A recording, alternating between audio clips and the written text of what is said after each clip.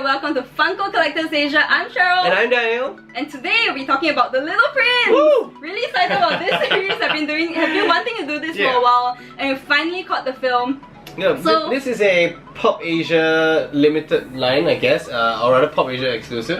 Not so much an exclusive, but it came from this book here. Yeah, this was actually my brother's book. I read it when I was really young, when I got it off his shelves, and really stayed with me since.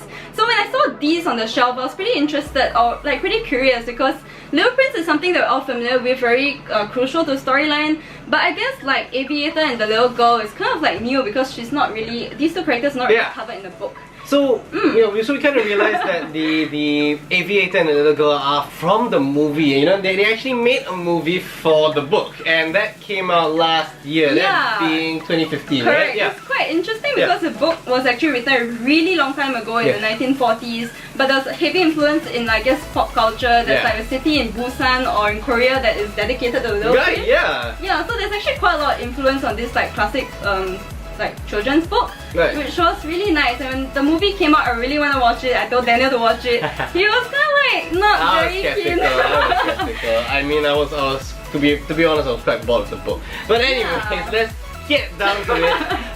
These are again done in conjunction with the movie. So let's get into it. Let's look at the Little Prince. So this is our star of the show here. He's the main protagonist, if you must. What's interesting about the Little Prince is that it always comes off as a form of narration from the author in the book, or from the Aviator telling the little girl the story. Spoiler alert. And yeah, so the Little Prince that we come to know and love, he's wearing a green overall with a yellow scarf and his very golden hair, and I quite like it. I think it's very nice actually. And the Little Prince is the only one in this collection that comes with a stand, which I think might not be actually the other pops also need a stand. I'll show you why in a second. What do you like about the Little Prince? I really like his hair sculpt, because if you look at it, it's done really well. There's a lot of detailing, especially the back of the head. I guess also the color of it. The green is like very vibrant, the yellow as well. It's like mentioned quite a few times in the book about his his corn-colored hair. Yeah, corn-colored hair, exactly. So I guess they did a really good job on the coloring, the selection of the color scheme. But I guess if you talk about like the paint job itself, I would say it's pretty decent, because you look at the hairline. I guess there's a bit of a paint bleed, but I think overall still done pretty clean. But if you look at maybe the scarf itself, that is where I guess the paintwork could be done a little bit better. Because I noticed there were a bit of like specks of dust. Yeah, if you zoom in a little bit closer, you can see at the back over there. But I mean, I think all in all the color is fanciful, it's quite nice, and it really does exemplify what we actually think the Little Prince looks like in pop form. So I think that's quite a good one. Let's move on to the Aviator. The Aviator is a character from the movie, right? So he's an old man, he's got this very huge and trunky beard, and he has his arm in the, what's this called, the angry position. Is that called an angry position? I quite like what they did with the Aviator in the movie, because he's essentially like the narrator in the Little Prince, and they sort of like gave him a character in the movie itself, and very crucial part of the movie as a main character, alongside with the Little Prince and the little girl. Yeah, but I guess like one thing about what I felt was kind of different in the translation with the movie to the pop form of the Aviator was that I actually saw the Aviator first in its pop form before I saw the movie. Oh right, that's what we did, And I was kind of surprised when I saw the Aviator in the movie, because he was really tall and really skinny. But as you look at the pose and how he is as a pop, he looks like he's kind of like strong, like a strong man. But I mean, that being said, one thing that I find that is okay. I mean, speaking of the paint bleeding on the hair, I think it's quite normal. I guess. I do see them. I mean, almost on quite many pops that we own as well. But one thing I quite like about it is the nose. I think the nose for the Aviator is very, I don't know, it's quite unique. compared to other pops and stuff like that, this is quite unique and it's very easily distinguishable from other pops as well. So I think I quite like it. This is one of my favorites from this collection. It's really distinct in the movie also. Yeah, his nose is really long. Yeah. Alongside that, let's talk about the little girl. So the little girl, she's wearing a what is this? Like a pilot's cap kind of thing. Oh, yeah. It's a skirt actually. She's wearing a skirt and a pilot's cap. So this is the pilot's cap, I think, that World War II pilots, World War I, World War II pilots wear with the goggles on and stuff like that. And basically I quite like this one, but the interesting thing is the weight is bearing on the top of the pop over here. So if we put the pop down on that happens, you see. So and it was very difficult for me to actually shoot profile shots of the little girl. But it kept falling over. She kept falling over. But I think the little girl is quite interesting because of like her goggles. I kind of wish they gave her a stand just like the prince, right? I think it would be a very nice touch just to have the because of the weight difference between the head and the body for the pop. It makes it kind of hard to display them together also, so she just can't stand on her own. Oh, you wanted to share with the followers about the goggles? So we actually saw like the Funko for Cowboy Bebop on another channel. And it was quite nice because the goggles were actually done with like transparent plastic, exactly as how goggles would. Shout out to you collecting plastic. That's where I got it. So thanks for that review. But I guess for the little girl, she also has the goggles. But as you can see, it's done quite differently here. The goggles, even though they don't have the transparent plastic, but I guess it's still pretty well done in the sense that they did take the extra effort to do a nice finish with like the brass, a metallic gold. It was quite nice. And I guess like even though it's not transparent plastic, they still did like a silver finish to it, which I kind of still appreciated.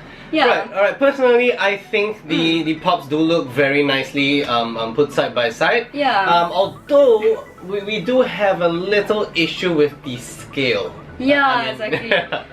So if I'll just put a picture over here, but as you can see, like in the movie, the little girl and the little prince are really children, and I guess like it's very central to to the movie that there's a difference between adults and children. Like, do catch the movie if you do. But I guess the Aviator, he's really tall and lanky, but in the pops it doesn't really translate very well because they're all pretty much the same height. And I do know that there are Funkos where there are other toys where they actually did scale the height a little bit to actually account for the difference in height in the actual characters and wherever they were from. And this didn't really happen for Little Prince, but I guess they still look nice together. But it'd be just nice to just add that little thing since it was so crucial to the movie and film about kids versus adults.